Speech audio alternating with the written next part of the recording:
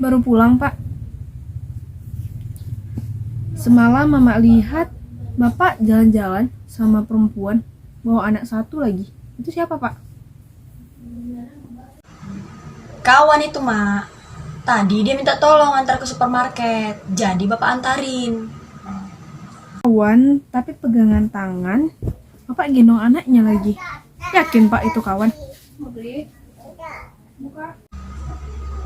Kenapa sih, Mak? Mama selalu aja curiga sama Bapak. Itu betulnya kawan Bapak loh, Mak. Gak tahu lah. Mama selalu aja cari-cari masalah. Bapak capek, baru pulang kerja, ngantuk. Ada masalah kayak gini, curiga aja, terus curiga. Mama gak mau cari ribut, Pak. Bapak jujur aja. Perempuan itu siapa? Seumur Pak. Anak Bapak aja gak pernah Bapak bawa ke supermarket. Minta duit aja.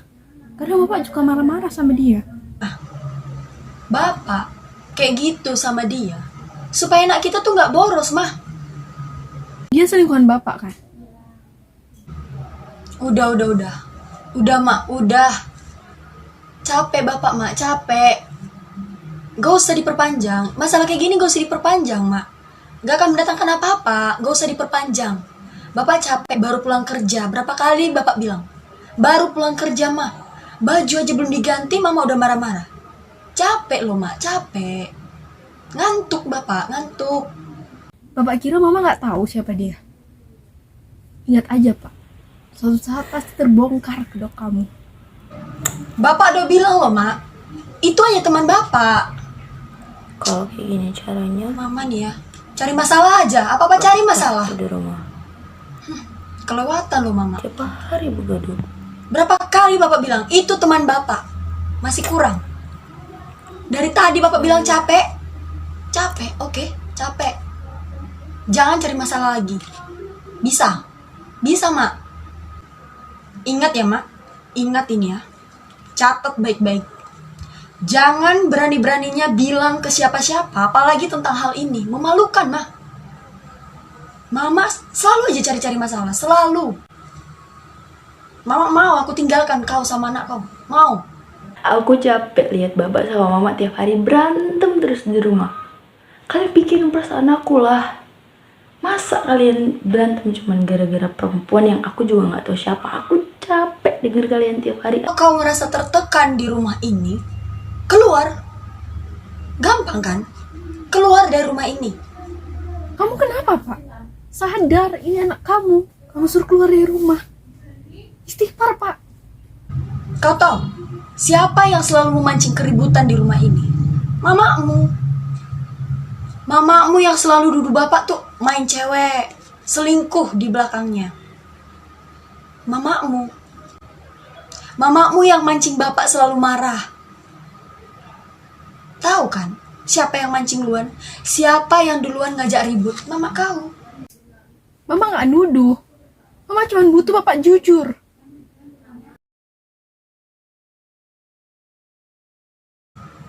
Halo, Wi. Keluar yuk. Keluar, ayo keluar yuk. Suntuk kali aku di rumah. Malas aku. Udah, keluar aja yuk. Ada mau kutunjukkan samamu. Udah, ayo aja. Seru ini. Udah, nanti gue kasih tunjuk kau ketagihan. Keluar ya. Ayolah, suntuk aja pun aku di rumah ini. Mau pecah kepala aku mendengarkan bapak sama mamaku tiap hari begaduh terus, adu mulu terus. Ih, sakit kepala aku. Sempat juga dilontarkan bapakku, aku disuruh pergi dari rumah ini. Kayak, ih, sakit kali hatiku itu kan. Yaudah, yuk. Kok gitu, Wi? Kok bisa gitu? Udah. Ya, lebih tepatnya kita keluar aja yuk. Ada mau kasih tunjuk samamu. Tenang aja, ini bikin tenang. Kau suntuk, aku juga suntuk. Ini bikin kita tenang, rileks, santai. Udah keluar. Ketemu tempat biasa ya, cepet kau ya.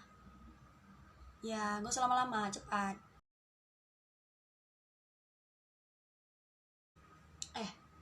Kok kenapa, Wak? Aduh, apa-apa cerita, apa cerita? Udah, Lewi, udah. Tadi aku bilang sama mau ada mau kasih tunjuk. Inilah dia, ha. Ini bikin kau tenang, relax. Gak bikin kau suntuk kayak di rumah. Pakai aja, coba aja dulu. Tenang kau nanti. Apa ini? Aduh, apa ini? Udah, coba aja, coba.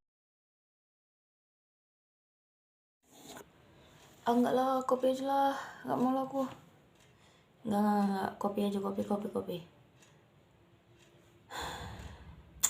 Kepikiran terus aku ah. Kayaknya suara orang itu yang berdebat itu terngiang-ngiang gitu. Tapi gak bisa lepas dari beban pikiran. Kebawa pikiran terus. Udah aku kopi aja lah.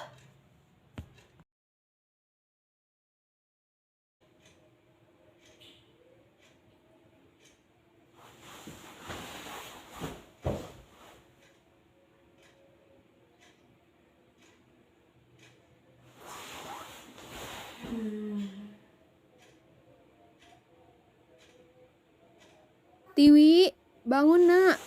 Sekolah nak.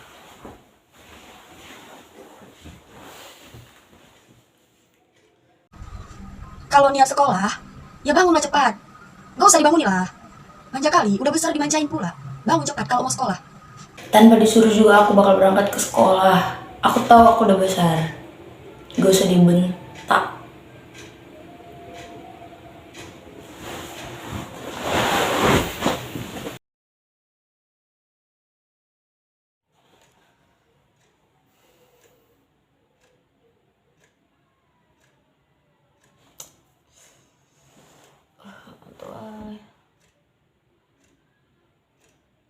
Tahap pun ini jelasin ibu ini nggak ngerti aku.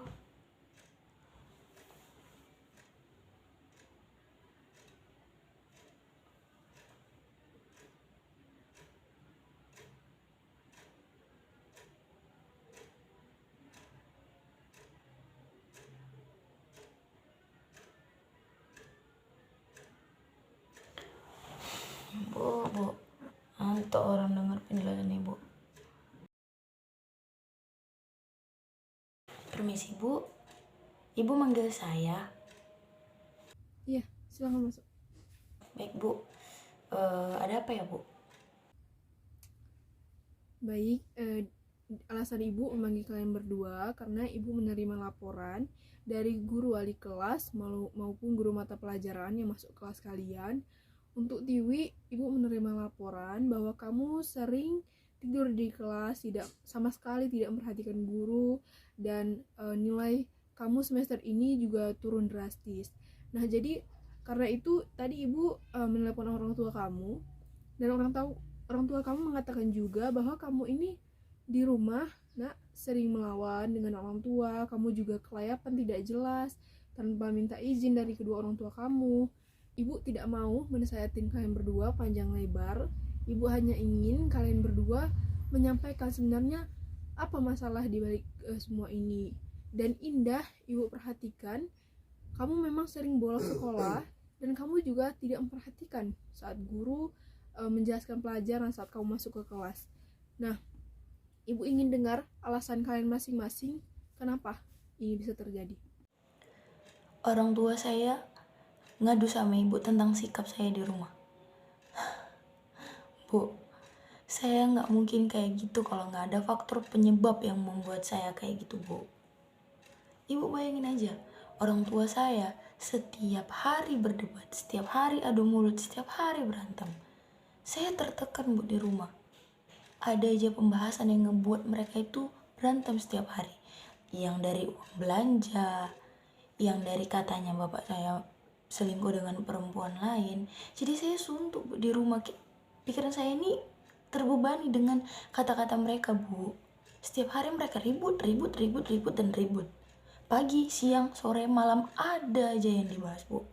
Jadi saya untuk menghilangkan beban itu tadi, ya saya pergi keluar rumah untuk mencari suasana baru, kenyamanan yang membuat saya hilang pemikiran tentang orang tua saya yang ribut di rumah, bu. Terus juga ayah saya, bapak itu kadang suka melontarkan kata-kata kasar. Bahkan dia ngomong sama saya itu nggak ada lembut-lembutnya, Bu. Siapa yang nggak betah di rumah kayak gitu, Bu? Saya juga capek sama semuanya, Bu.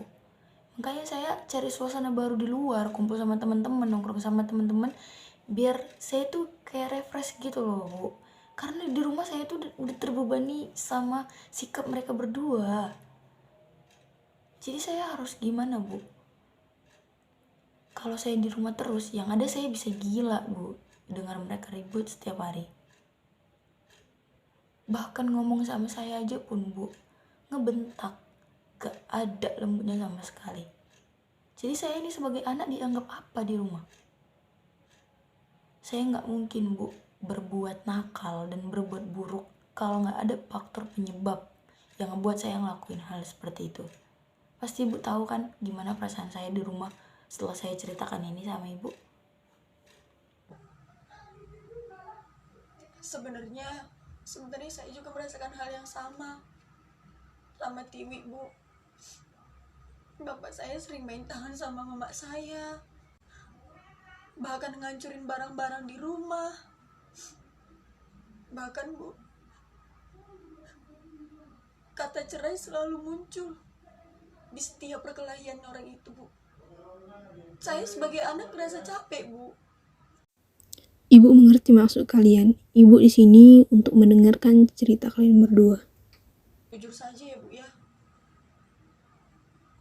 Kadang kalau saya merokok di tongkrongan ya, Bu, kadang saya mikir, Bu, pakai narkoba.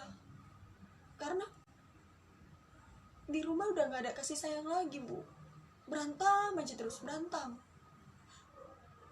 Saya udah gak sanggup lagi, Bu. Makanya sempat kemarin saya ajak Tiwi, Bu, biar pakai narkoba. Karena hanya itu kayaknya rasa paling aman buat nenangin diri. Udah gak sanggup lagi, Bu, di rumah. Ibu mengerti. Kalian merasa kecewa dengan kedua orang tua kalian, mungkin dengan masalah yang ada lingkungan kalian. Tapi Ibu berharap ini bukan menjadi alasan untuk kalian merusak masa depan kalian. Ibu yakin kalian bisa memilih mana yang baik dan mana yang buruk untuk kalian lakukan. Jangan sampai kalian masuk ke dunia hitam, apalagi menggunakan narkoba. Tidak ada yang akan berubah, malah masalah lain akan bertambah. Apalagi bagaimana kecewanya orang tua kalian saat mereka mendapatkan masalah dan kalian menambahi masalah tersebut dengan kalian menggunakan narkoba lagi. Jadi, Ibu sangat berharap kalian bisa mengubah diri kalian menjadi lebih baik lagi. Ibu ingin kalian melihat video ini agar kalian sadar betapa tidak bergunanya kalian menggunakan narkoba dan betapa berbahayanya penggunaan narkoba ini, anak-anak Ibu. Video ini dibuat oleh kakak-kakak kalian yang sudah melakukan riset terhadap betapa berbahayanya penggunaan narkoba dan bagaimana dampaknya terhadap kehidupan kita. Hasanah Pratiwi dengan NIM 12021510003. Nama saya Indah Isnada Nababan dengan NIM 120-245-1005. Nama saya Jumati dengan NIM 221-51005. Kami akan membahas mengenai narkoba. Halo teman-teman, di sini saya akan membahas mengenai narkoba. Nah, pengertian narkoba adalah singkatan dari narkotika, psikotropika, dan obat terlarang lainnya. Nah, narkotika sendiri adalah zat atau obat baik yang bersifat alamiah, sintetis maupun semi-sintetis yang memiliki efek samping seperti halusinasi, kurangnya daya sadar, dan kurangnya daya rangsang. Nah, psikotropika adalah zat atau obat yang bekerja menurunkan daya kerja otak dan juga saraf pusat yang memiliki efek samping seperti halusinasi, ilusi, kurangnya daya pikir dan juga kecanduan terhadap penggunanya. Nah, di Indonesia sendiri penggunaan narkoba ini sudah cukup meluas, tidak hanya digunakan oleh orang dewasa, tetapi juga sudah menjalar kepada anak-anak maupun remaja yang masih di tingkatan SMP maupun SMA. Untuk itu, kita akan melihat salah satu kasus yang pelakunya adalah, yang pengguna daripada narkoba adalah remaja. Kirim ke kantor Polres Polres Bolaang Mongondo untuk pemeriksaan lebih lanjut. Oke teman-teman, jadi di sini saya akan menjelaskan tentang dampak dari penyalahgunaan narkoba. Yang pertama adalah dehidrasi. Nah, penyalahgunaan ini bisa menyebabkan keseimbangan pada tubuh seseorang berkurang. Jika akibat ini terus terjadi, maka badan ini akan merasa kekurangan cairan. Nah, jika efek dehidrasi ini terus terjadi, maka akan menimbulkan beberapa gejala. Yang pertama adalah tubuh akan merasa kejang-kejang, lalu memunculkan halusinasi, lalu juga perilaku akan lebih agresif dan menimbulkan rasa sesak pada bagian dada. Nah, jika dehidrasi ini berjalan dalam jangka panjang, maka dehidrasi ini juga dapat menimbulkan kerusakan pada otak. Nah, yang kedua adalah halusinasi. Sebenarnya halusinasi sudah sering dialami ya teman-teman pada orang-orang yang mengalami penyalahgunaan narkoba ini. Namun tidak hanya itu, jika penggunaan atau dosis yang berlebihan tidak hanya menyebabkan halusinasi, tapi juga menyebabkan mual, muntah, rasa takut, dan rasa cemas yang berlebihan. Dan apabila pemakaian berlangsung lama, bisa mengakibatkan dampak yang lebih buruk, seperti gangguan mental dan depresi. Yang ketiga adalah menurunnya tingkat kesadaran. Sebenarnya penggunaan obat-obatan dalam dosis yang berlebih justru malah membuat si pemakainya terlalu rileks, sehingga menyebabkan kesadarannya itu turun drastis. Nah, dalam beberapa kasus ada si pemakai yang tidur terus atau bahkan tidak bangun-bangun. Dan oleh karena itu, hal ini menyebabkan koordinasi tubuhnya menurun dan menyebabkan si pemakai sering kebingungan atau bahkan lupa dengan lingkungan sekitarnya. Ini adalah gangguan kualitas hidup. Jadi teman-teman, ternyata penyalahgunaan narkoba ini bukan hanya berdampak pada kondisi tubuh saja, namun juga berdampak pada kualitas hidup manusia. Misalnya, seseorang yang kecanduan ataupun memakai narkoba bisa sulit berkonsentrasi dalam bekerja. Selain itu juga bisa menimbulkan masalah keuangan nih teman-teman. Nah, yang paling fatalnya adalah bahkan bisa berurusan atau bersangkut paut dengan pihak kepolisian jika terbukti melanggar hukum dan peraturan yang ada. Nah, jadi dari beberapa dampak yang saya jelaskan tadi dapat disimpulkan bahwa penyalahgunaan narkoba ini tidak ada yang memberikan dampak positif terhadap penggunanya, melainkan dampak-dampak negatif yang akan berdampak pada dirinya, bahkan juga berdampak kepada orang lain. Oleh karena itu, kita sebagai generasi muda harus bisa melakukan pencegahan terhadap penyalahgunaan narkoba ini, khususnya pada para remaja, agar menjauhi dan mengetahui apa sih akibat dan dampak yang ditimbulkan dari penyalahgunaan narkoba ini. Berdasarkan wawancara yang sudah kami lakukan kepada salah satu staf yang bekerja di panti rehabilitasi, beliau mengatakan bahwa terdapat dua faktor yang menjadikan seseorang itu bisa mengonsumsi zat psikoaktif, khususnya pada penggunaan narkoba. Yang pertama adalah faktor keluarga, yang kedua adalah faktor lingkungan. Di mana ketika kita berbicara mengenai faktor keluarga, kebanyakan orang tua terlalu sibuk memikirkan pekerjaannya tanpa memperhatikan kasih sayang kepada anaknya, sehingga anak akan kekurangan pola asuh dan kasih sayang dari orang tuanya. Yang kedua, mengenai faktor lingkungan, di mana faktor lingkungan ini sangat berkaitan erat dengan perilaku kita. Karena kenapa? Dengan adanya lingkungan yang dapat mempengaruhi kita, maka hal itulah yang menjadikan kita bisa lebih mudah terjerat pada narkoba. Ibu rasa video barusan sudah memperjelas kalian betapa tidak bergunanya kalian menggunakan narkoba. Jangan sampai anak-anak ibu ini mencoba narkoba ini, karena dia akan memberikan kecanduan kepada kita. Dan nanti juga ibu akan bicara juga kepada orang tua kalian tentang apa yang sudah kita bicarakan hari ini. Semoga semua masalah kalian dapat teratasi, dan ibu sangat berharap besar anak-anak ibu dapat memperbaiki diri. Dan juga ibu sangat terbuka jikalau nanti kalian ingin membicarakan suatu hal atau ingin berdiskusi dengan ibu, silahkan datang, ibu akan selalu mendengarkan kalian. Dan untuk seterusnya anak ibu akan tetap memantau kalian, memantau perkembangan kalian di dalam kelas, dan semoga kalian bisa menjadi lebih baik lagi ke depannya. Ibu sangat berharap untuk hal itu. Baik Bu, Terima kasih atas saran dan bimbingan Ibu. Baik, Bu. Terima kasih banyak, Bu, atas saran dan bimbingannya ya, Bu ya.